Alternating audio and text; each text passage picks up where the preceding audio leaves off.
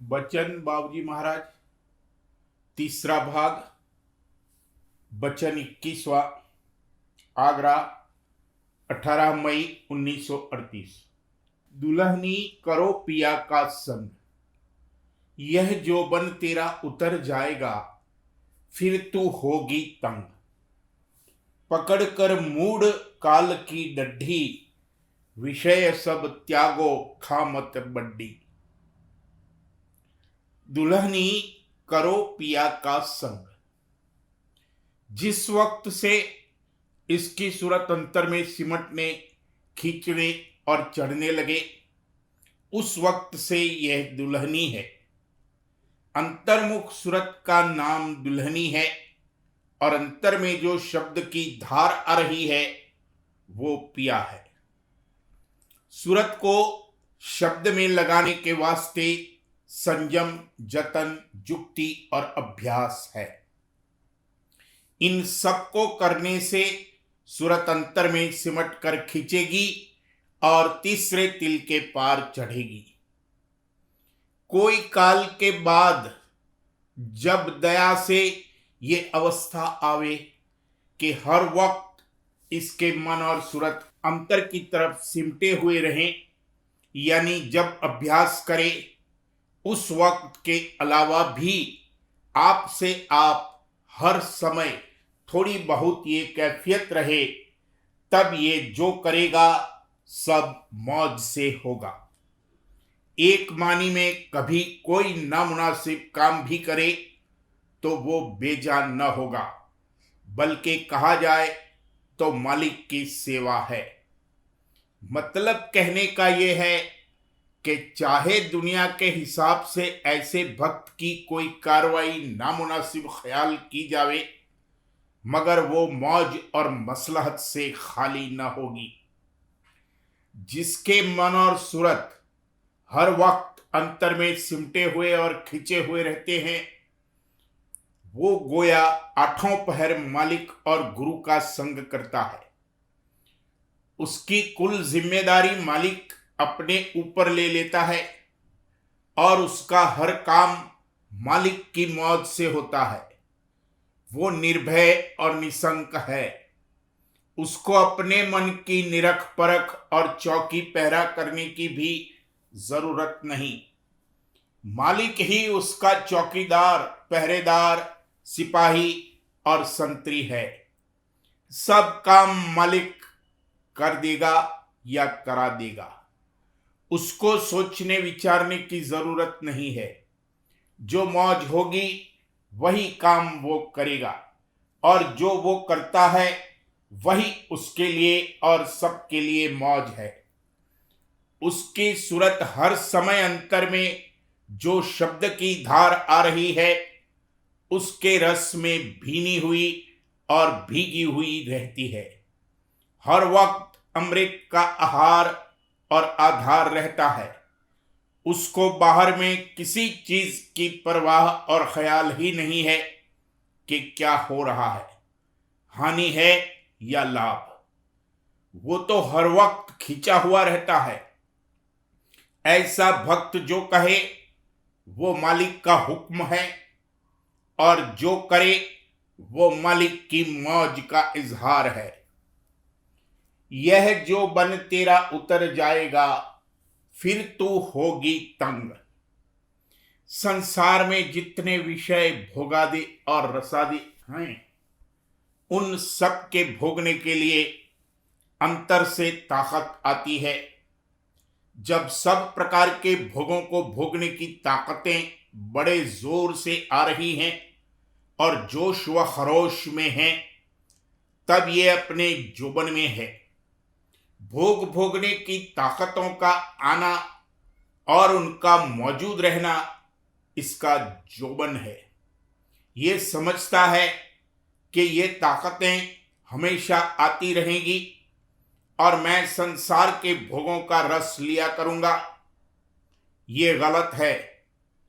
ये जोबन सिर्फ थोड़े दिनों का है।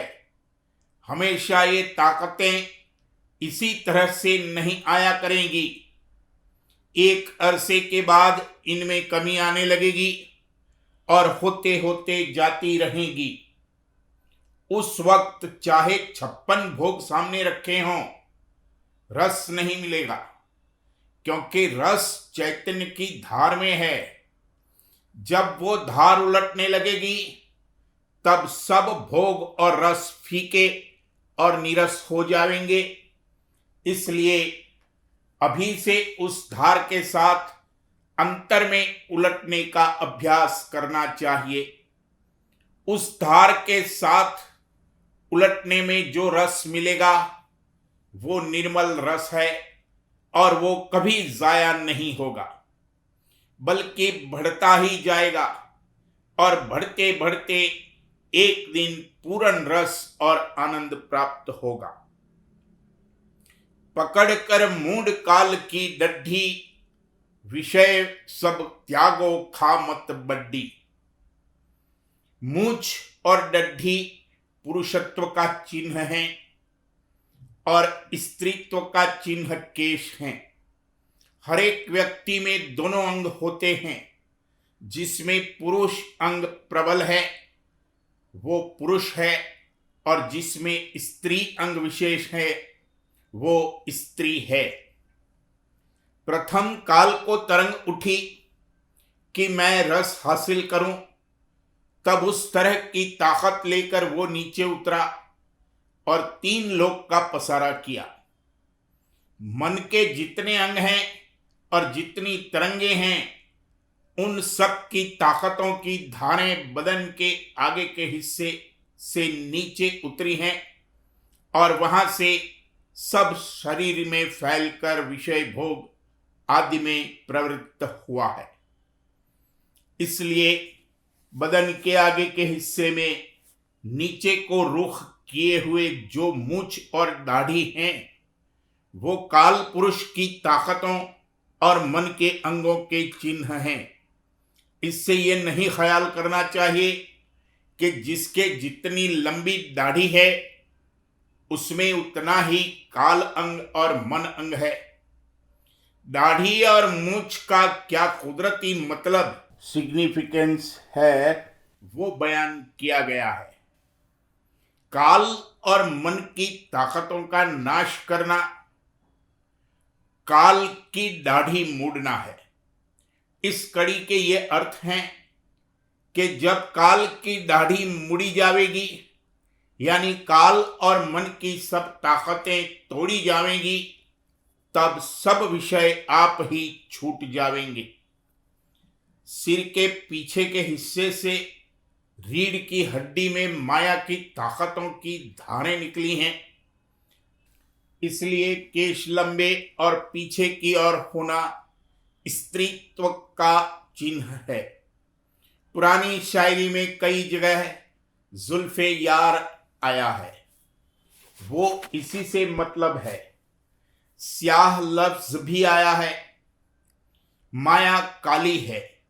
बानी में भी एक जगह है, तले रह गई माया काली। सिर के पीछे का हिस्सा जिस कदर डेवलप यानी बढ़ा हुआ होगा, उसी कदर माया का अंग उसमें प्रबल होगा।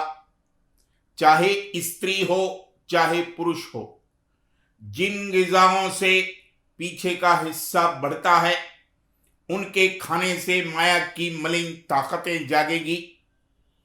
हर किस्म की ग़िज़ा का जुदा जुदा असर होता है। इसलिए कोई ग़िज़ा परमार्थी के लिए मुनासिब है और कोई वर्जित है। जो ग़िज़ा एक के लिए आहार है वो दूसरे के लिए जहर हो सकती है। परमार्थी के लिए तन की तंदुरुस्ती, मन की तंदुरुस्ती और दिल की तंदुरुस्ती अलग है। ऐसा नहीं करना चाहिए कि फलां ग़िज़ा खाने से तंदुरुस्ती ठीक रहती है और बढ़ती है तो हम भी उसको खाएं। परमार्थी को पहली चीज जो मद्देनजर रखनी चाहिए वो ये है कि उस ग़िज़ा से किस किस्म की ताकतें पैदा होंगी। अगर किसी ग़िज़ा से काल और माया की ताकतें बढ़ती हैं तो परमार्थी को उस ग़िज़ा से परहेज करना चाहिए। आगे का हिस्सा दाम भाग यानी दाहिना अंग और पीछे का हिस्सा बाम भाग यानी बायां अंग कहलाता है।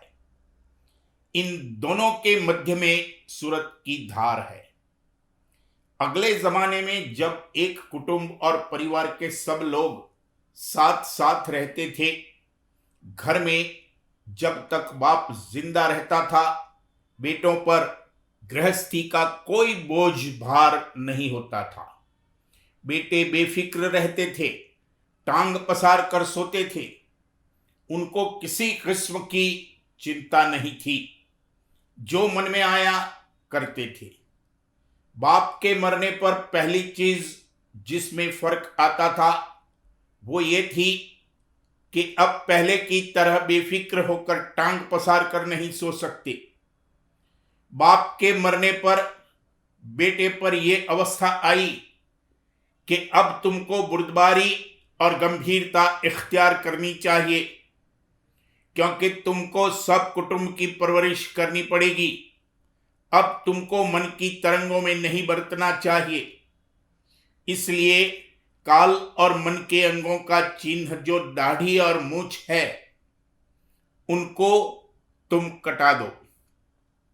अब तुमको दाढ़ी मूछ नहीं रखनी चाहिए, हमेशा के लिए नहीं तो खैर, बाप के मरने पर एक मर्तबा तो दाढ़ी मूछ कटा ही दो।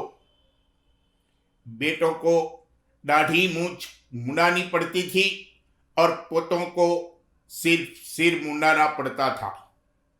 दाढ़ी मूछ मुंडना इस बात का निशान है कि अब उस शख्स में बुर्दबारी आई।